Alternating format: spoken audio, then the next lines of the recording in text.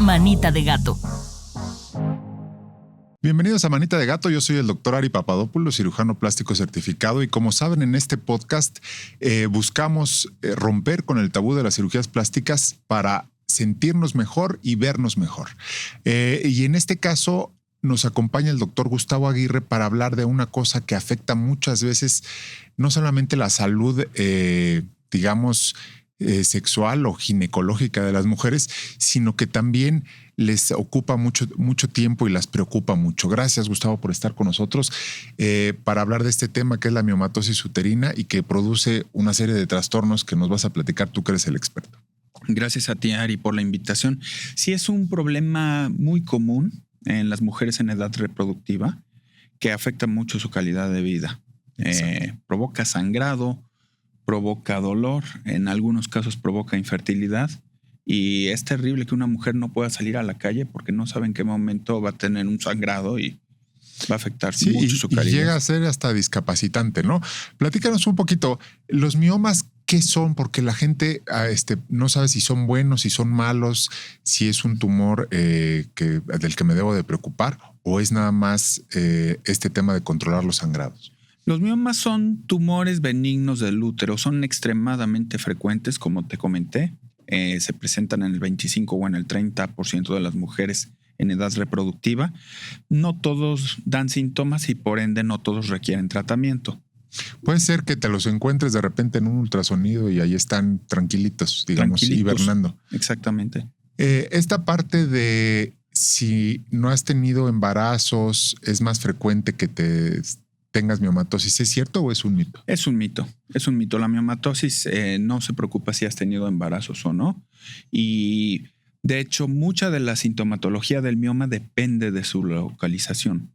Ok. ¿Cuáles son los más, frecuentes para el tipo de molestias que decíamos que interviene con la calidad de vida de las señoras? Los que provocan sangrado son los que se encuentran en la parte interna del útero, que se llama endometrio.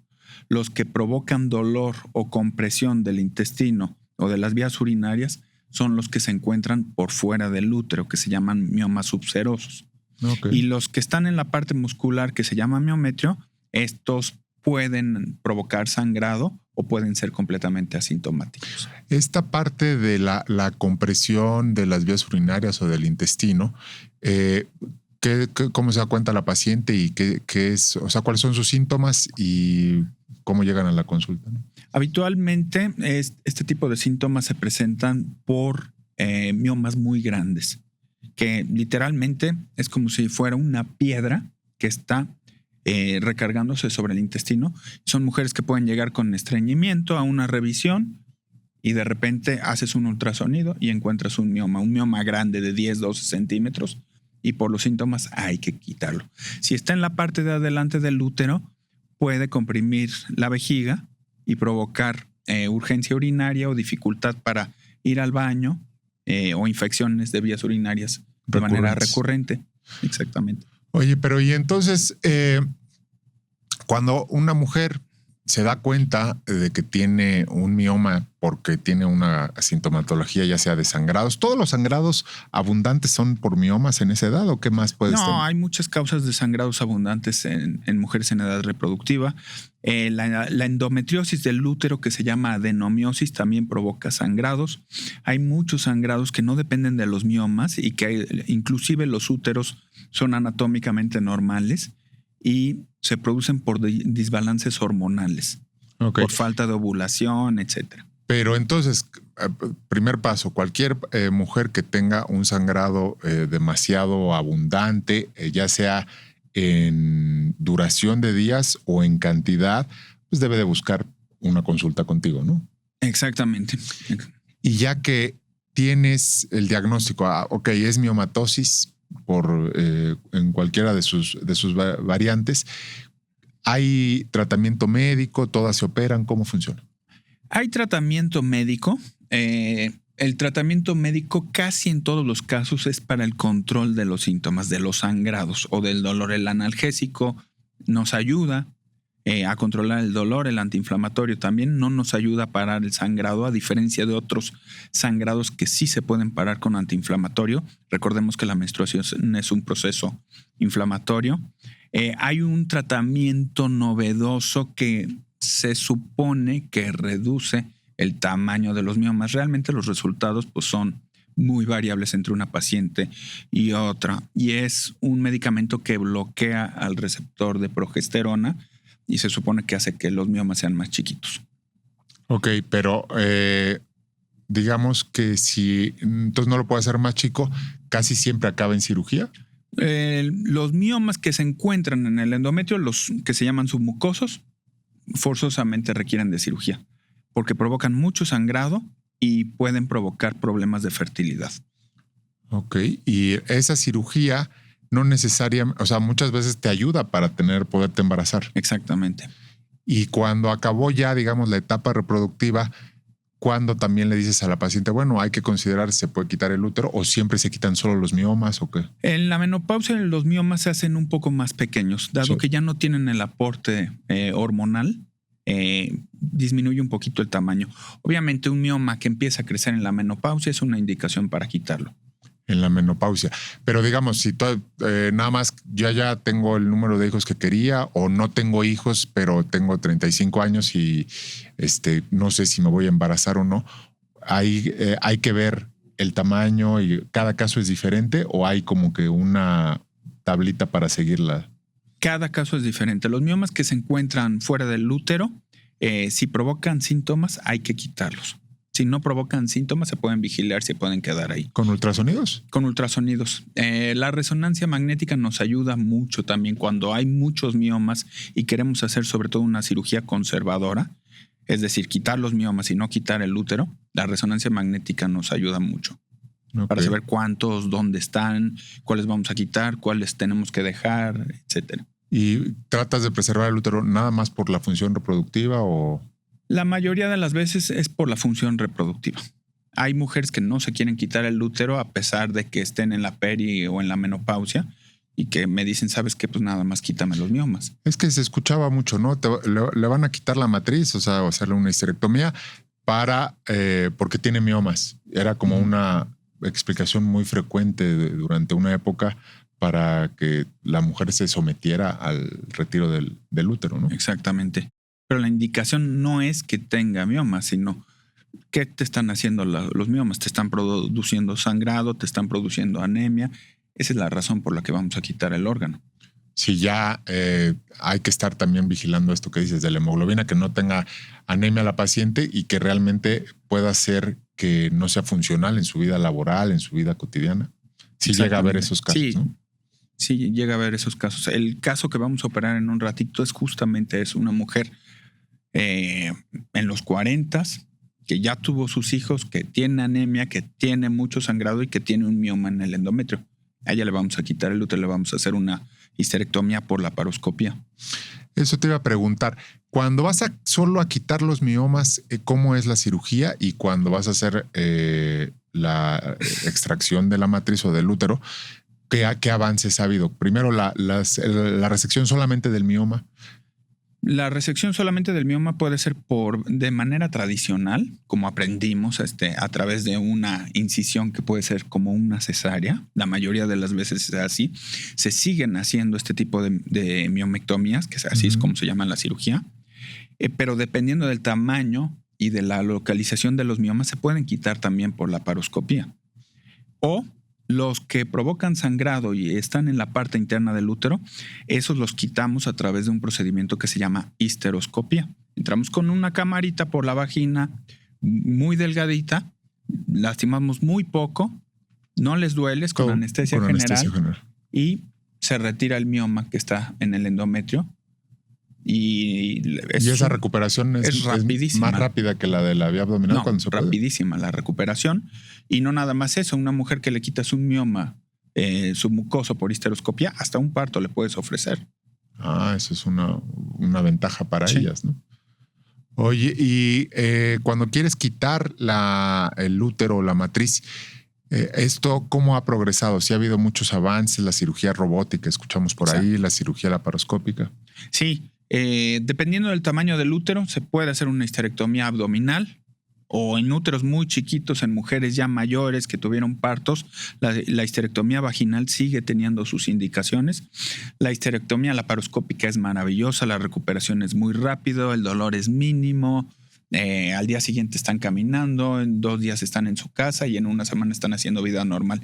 Y la histerectomía robótica pues tiene muchas de las ventajas de la histerectomía laparoscópica, nada más que la curva de aprendizaje para los médicos es más sencillo con el robot que con la histerectomía laparoscópica. ¿Más sencillo con el robot? Sí.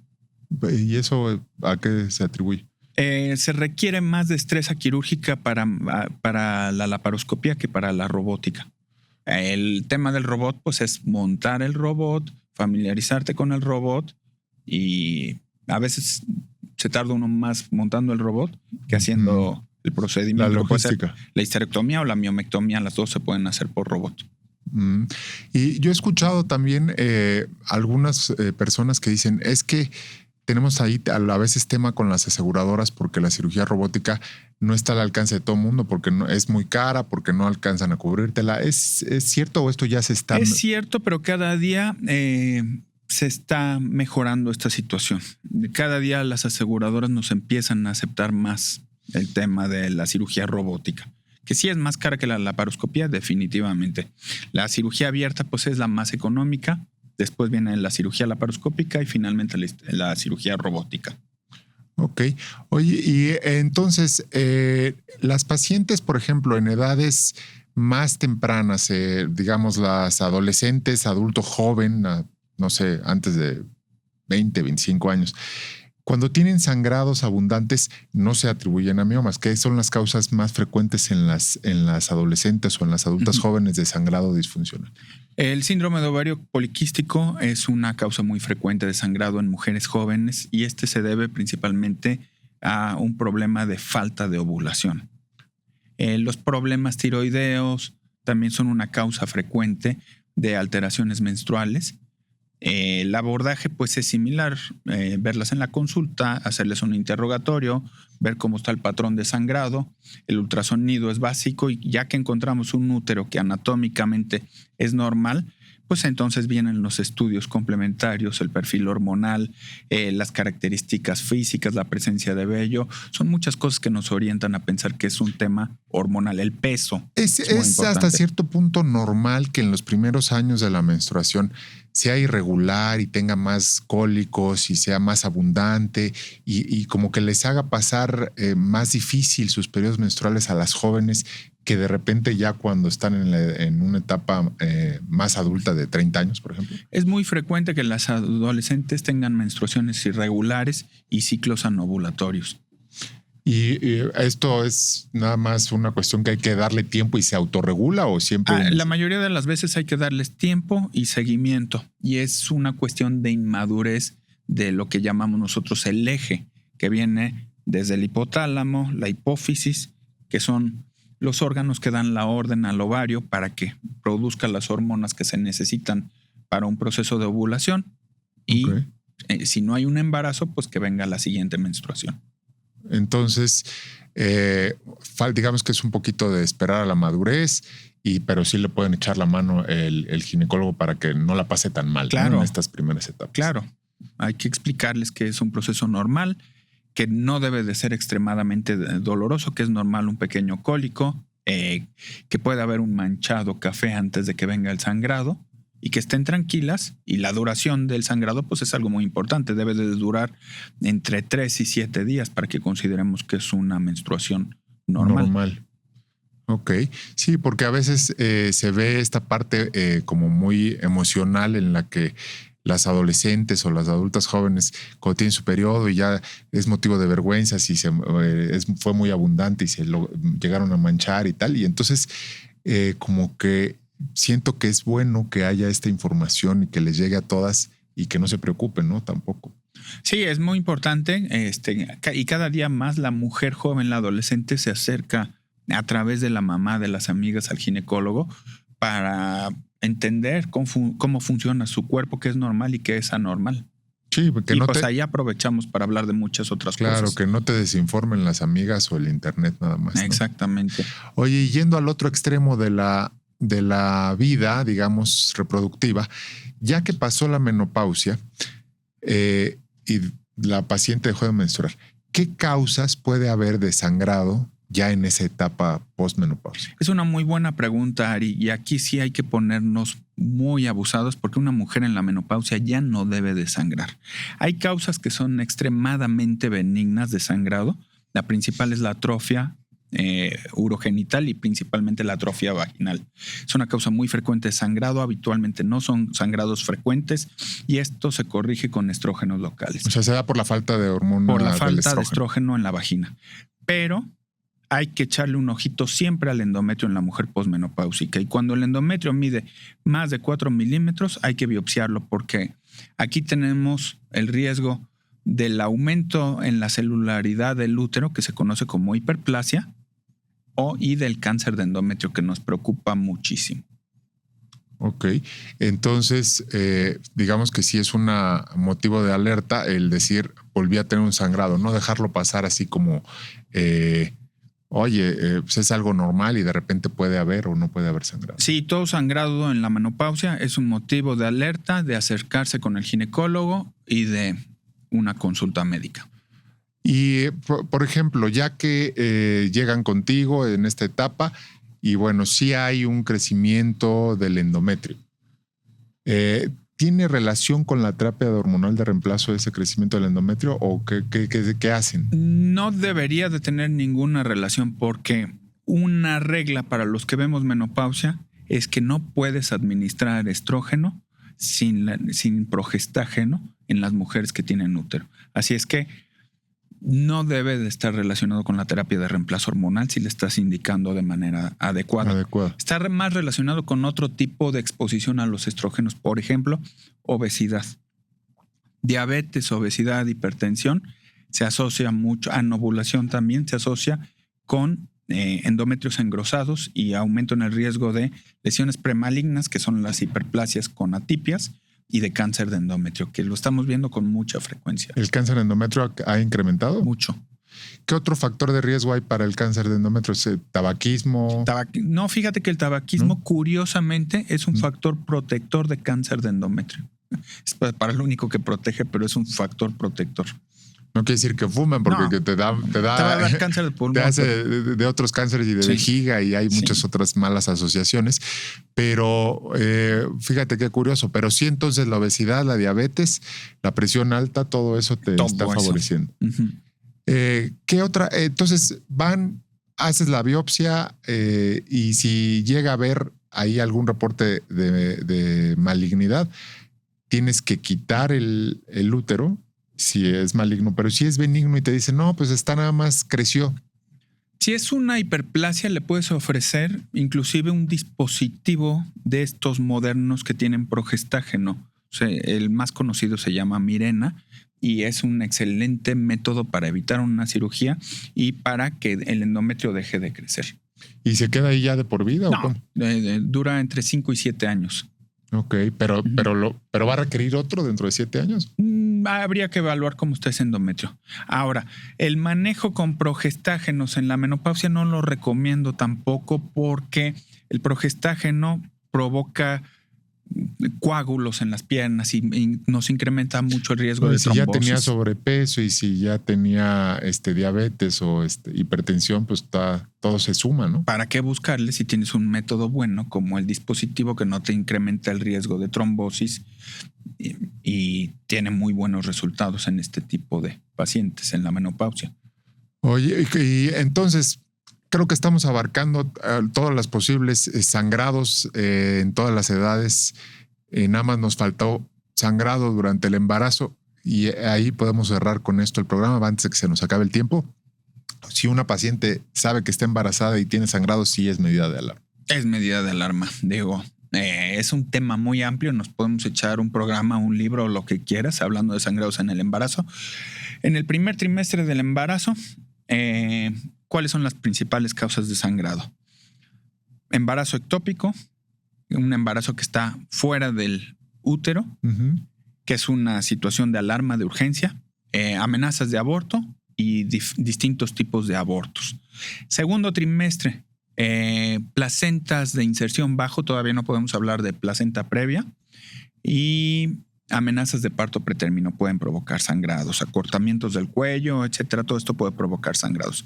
Tercer trimestre, placenta previa, desprendimiento prematuro de placenta, que son urgencias en obstetricia. Las pacientes pueden sangrar mucho, 4 o 5 litros, una barbaridad. Y todas las variedades de hemorragia obstétrica, que esta es una hemorragia en el parto o en la cesárea.